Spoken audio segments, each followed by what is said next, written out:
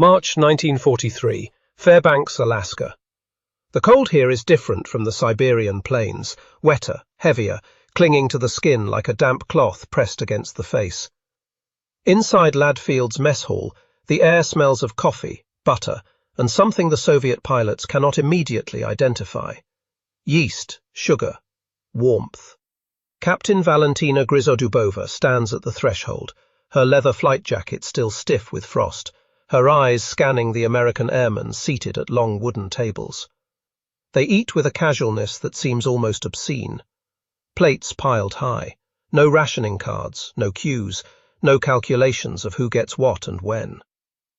She turns to her comrades, Senior Lieutenant Nina Raspopova and Junior Lieutenant Galina Brok-Beltsova, and in Russian she mutters a single word that carries the weight of 1,000 winter mornings in Stalingrad.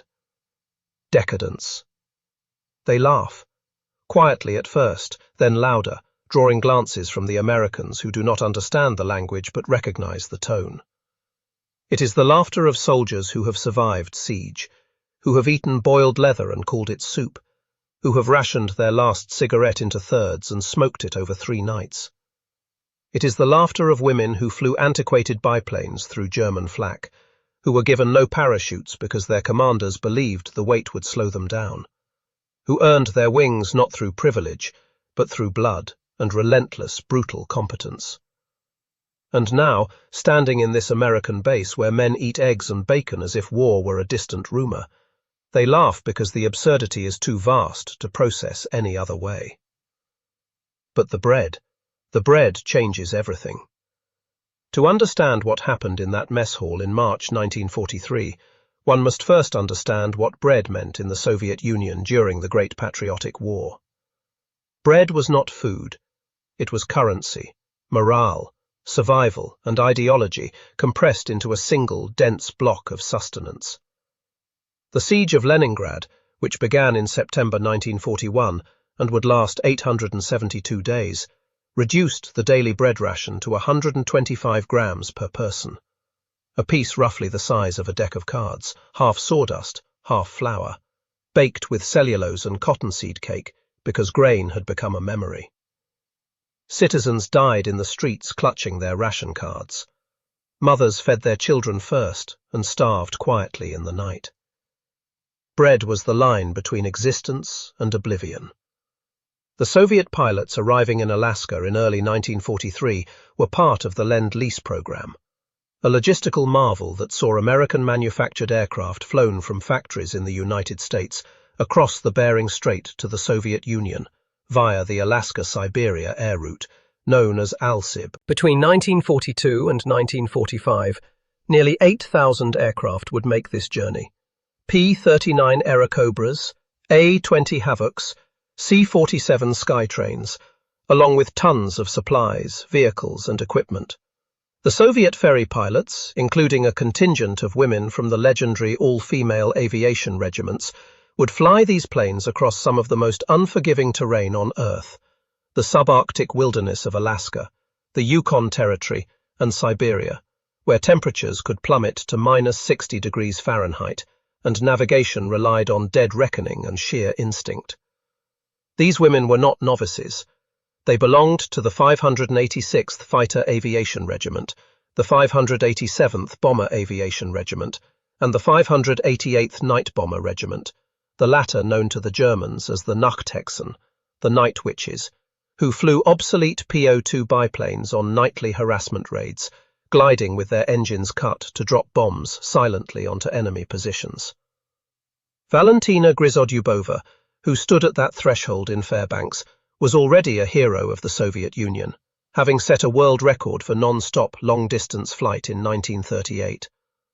Her comrades had logged thousands of combat hours. They had seen their friends burn alive in cockpits. They had flown through smoke so thick it turned day into night. They had landed planes held together by prayer and baling wire. And they had been hungry. Not the hunger of a missed meal, but the hunger that hollows out the body from the inside, that turns thoughts sluggish and makes the simplest tasks, checking instruments, pulling the stick, into acts of monumental will. They had learned to ignore it, to compartmentalize it, to mock it. Hunger, like fear, was an enemy you could not afford to acknowledge. So when they arrived at Ladd Field and were led into the mess hall for their first American meal, they expected hardship dressed up as hospitality. They expected the thin gruel of wartime rationing, the beets and cabbage that defined Soviet military cuisine, perhaps with a few extra ounces to demonstrate Allied generosity.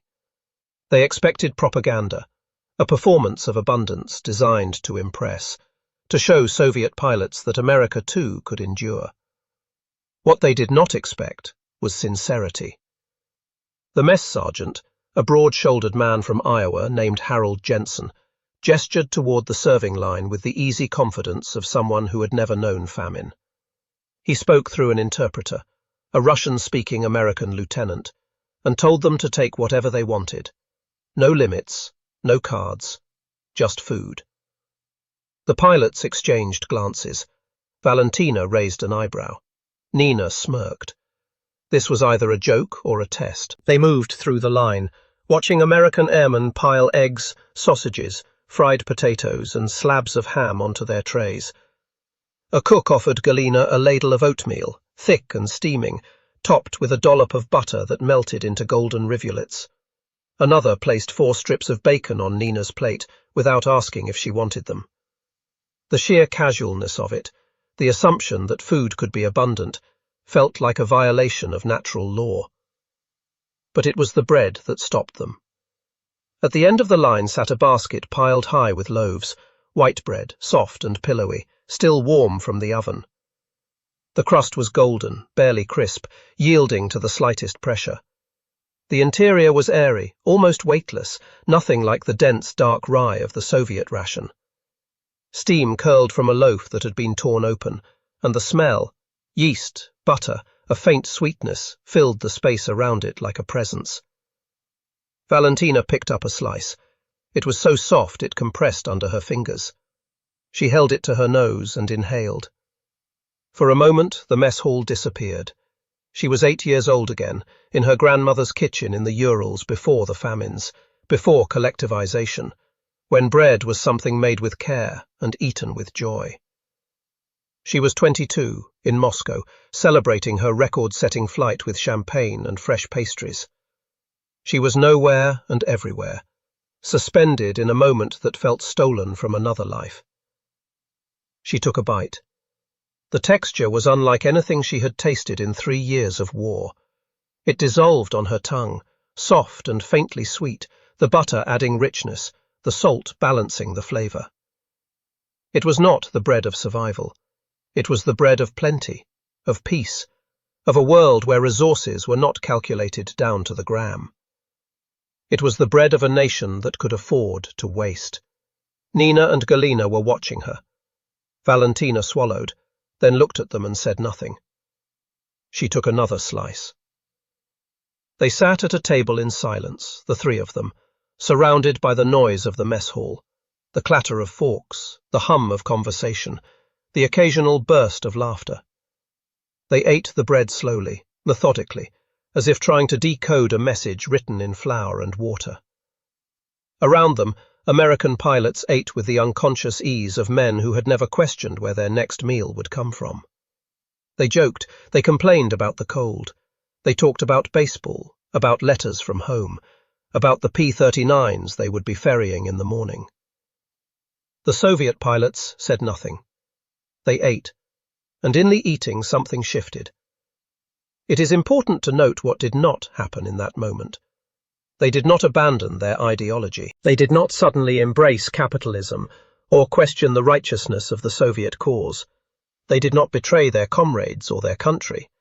But they encountered, perhaps for the first time, a tangible manifestation of the difference between the two systems, not in speeches or propaganda, but in the simple, undeniable fact of bread, that was soft and plentiful, and given freely. The Soviet Union had taught them to endure. America, it seemed, did not believe endurance was necessary. Historical records from the Lend-Lease program document the shock that Soviet personnel experienced when confronted with American material abundance. Lieutenant Colonel Georgy Zakharov, who oversaw Soviet ferry operations along the ALSIB route, wrote in his memoirs that the hardest part of his job was not the flying, but managing the psychological impact on his pilots after their exposure to American bases.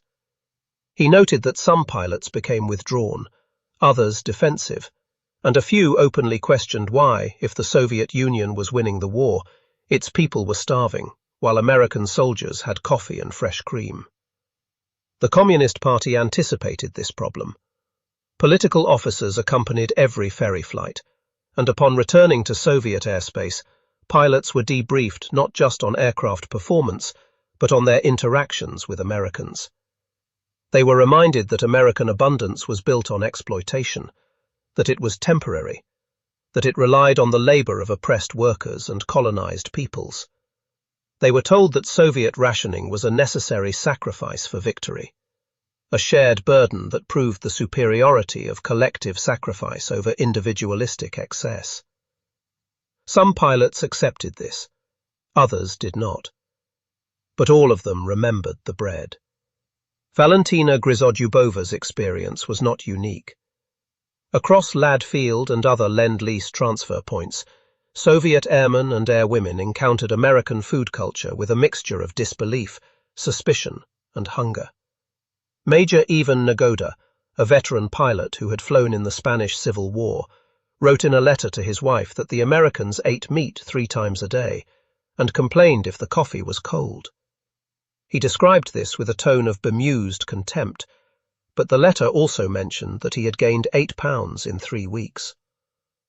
Lieutenant Zoya Pozhidayeva, another night witch, kept a diary during her time in Alaska. An entry from April 1943 reads, "They offered me a second helping. A second helping! I did not know whether to laugh or cry. I took it. I am not proud." The bread became a symbol, not intentionally, not through any deliberate propaganda effort, but through its simple, persistent presence. Every morning in the mess hall, there it was, fresh, warm, abundant. The Soviet pilots began to anticipate it. Some took extra slices, wrapping them in napkins to eat later, a habit born from years of scarcity.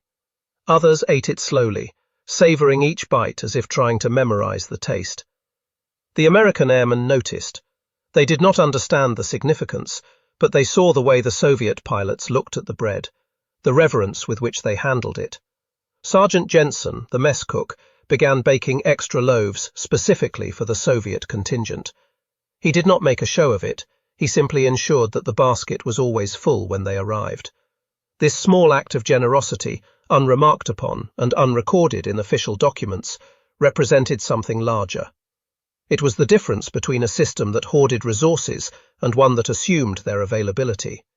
It was the gap between survival and comfort, between ideology and lived experience.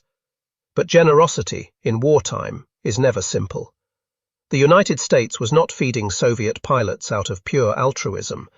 Lend-Lease was strategic, a calculated investment designed to keep the Soviet Union in the war and bleed the Wehrmacht dry on the Eastern Front. Every P-39 delivered, every ton of spam shipped, every loaf of bread served was part of a larger calculus. President Franklin Roosevelt understood that American material superiority was a weapon as potent as any bomber or tank. If Soviet soldiers could be fed, equipped and sustained by American production, they would fight harder, last longer, and require fewer American lives to achieve victory. The bread was politics, but it was also bread. By May 1943, the Soviet ferry pilots had completed their training and were preparing to return to the Soviet Union with their first squadron of aircraft. The night before their departure, Sergeant Jensen organized a small farewell dinner. He baked a special batch of bread, using real butter and honey, a luxury even by American standards. He placed the loaves on the table with a handwritten note in fractured Russian. "For the brave women of the sky." Valentina Grizodubova read the note aloud to her comrades. They sat in silence for a moment. Then Nina Raspopova raised a cup of coffee, real coffee, another American luxury, and offered a toast in Russian. The interpreter translated. "To bread, and to those who bake it. May we all live to eat it in peace. The Americans raised their cups. They did not understand the weight behind the words, the years of hunger and loss compressed into that single sentence, but they understood the gesture. They drank. The following morning, the Soviet pilots climbed into their P-39s and began the long journey home. They flew over the wilderness of Alaska, across the Bering Strait, and into Siberia, navigating by compass and instinct. The planes were machines of war, but they also carried something else: the memory of warmth, of plenty, of bread that was soft and sweet and given freely. When they landed in Krasnoyarsk, they were met by political officers who conducted the mandatory debriefings. They asked about aircraft performance, about American military capabilities, about conversations with American personnel, and they asked, carefully, about the food. Valentina answered honestly. She described the eggs, the bacon, the oatmeal, and she described the bread. The officer made notes.